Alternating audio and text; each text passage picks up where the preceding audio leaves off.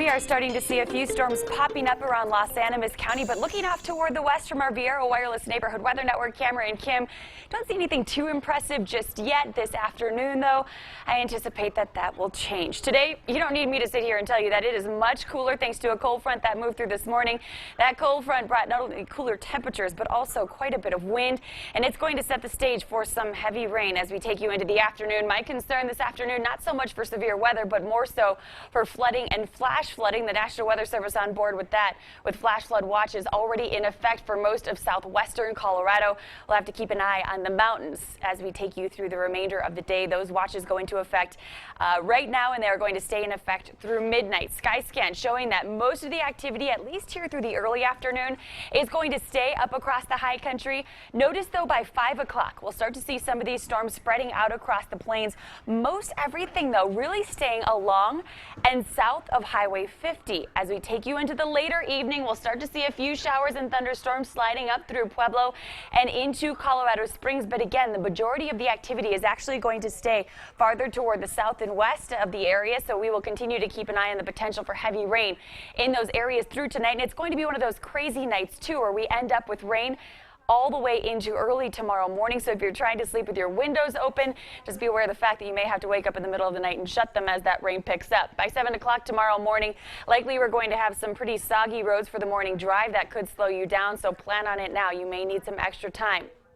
By lunchtime tomorrow, once again, storms begin to ramp back up in intensity as we take you into the early afternoon. Tomorrow, I think, bringing a bit of a better chance for some of that heavier rain to move over the Pikes Peak region, possibly impacting the Waldo Canyon burn scar. So that is something that we'll be watching out for closely.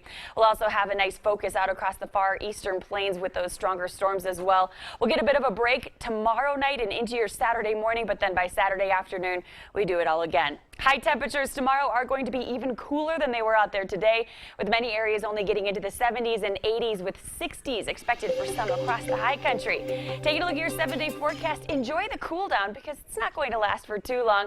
We'll keep the chance for heavy rain in the forecast through Saturday, and then we'll drop the chance for storms rather as we head into early next week. We'll bump up that temperature back in the mid to upper 80s by Monday, Tuesday. 90s are back next Thursday.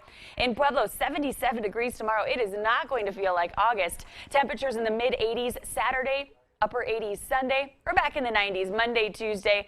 We'll stay there through your Wednesday and Thursday. Canyon City, 75 degrees tomorrow, low 80s then on Saturday. Saturday will bring back the chance for storms. We'll still have a chance for storms on Sunday. Just doesn't look like it's going to be quite as active. 90s are back as we take you into early next week.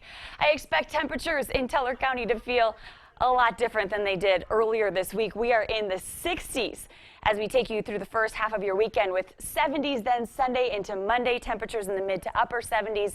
Tuesday, Wednesday, Thursday will keep that daily chance for storms going, but really I'm most concerned about what the weather will do today, tomorrow, and then again on Saturday. We'll, of course, keep you ahead of the storms here on KRDO News Channel 13.